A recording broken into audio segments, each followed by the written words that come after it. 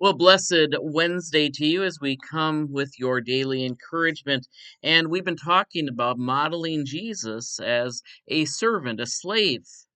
And that is kind of controversial about what both Peter and Paul do with it in their letters. They embrace this. They're not bringing up overall economic and political theories. They're talking about our attitude. At least initially, one should respond to the situation.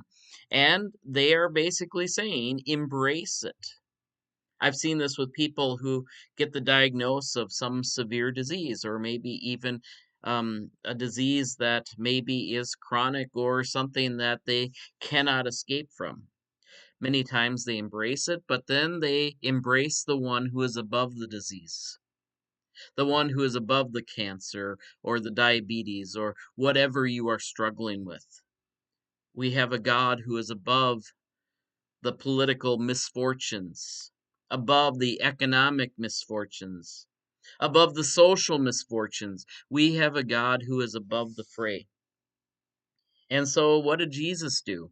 In verse 24, it says, chapter 2, verse 24, He himself bore our sins in his own body on the cross, so that, free from sin, we might live for righteousness. By his wounds, you have been healed. Now, in the case of the cross, we have the premier example. And it isn't that the cross is just Jesus's domain. In fact, Jesus even says, if you will be my followers, you are going to what? Take up your cross and follow me. So this isn't just setting the cross aside and we live differently. No, this is embracing our cross to bear, our disappointment. And it is a disappointment for Jesus. Did you know his tears became blood at the Garden of Gethsemane?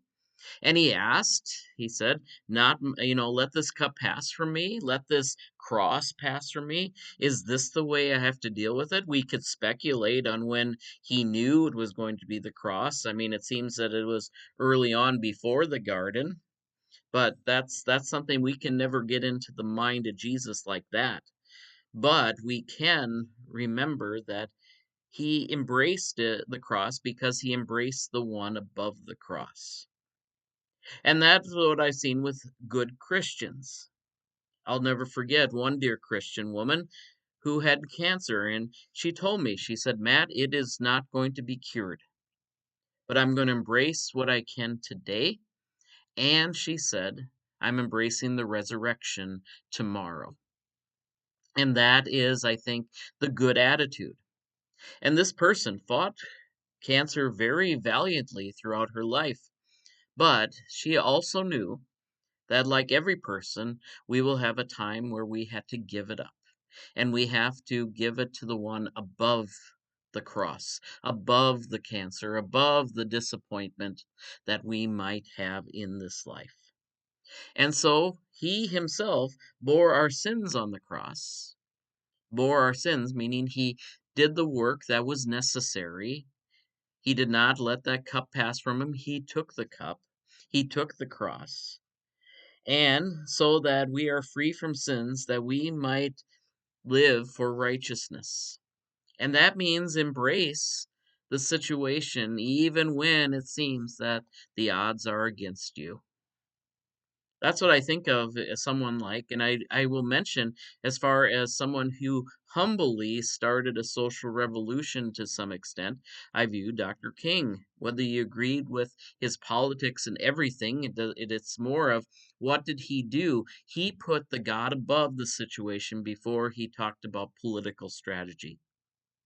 He embraced that the reality of the situation, didn't ignore it. There's some Christians that think that being a person of faith is a person that just ignores reality and just thinks on the positive. And no, a Christian is someone who embraces the reality, embraces the cross, acknowledges it, like this woman I mentioned, embraced the cancer that she had, knew it was going to be terminal, but was willing to start a movement beyond that, a movement to trust in the one beyond the circumstances, beyond the disease.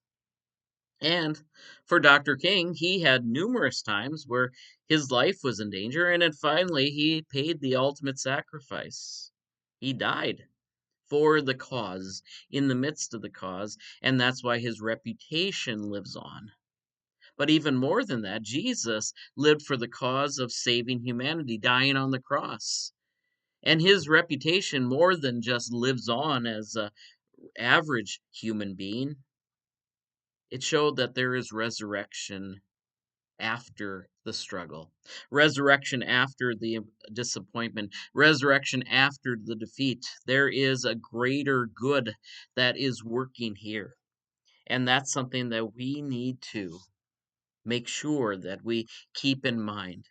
That's what Peter is talking about as the embrace of suffering, the embrace of slavery, the embrace of the current situation. We eventually will get there in overcoming it, but we need to understand that there is a God who is far above the circumstances and the situation. We need to embrace that God. God bless you today. We trust that these continue to be words of encouragement. Take care. God bless. We'll see you tomorrow.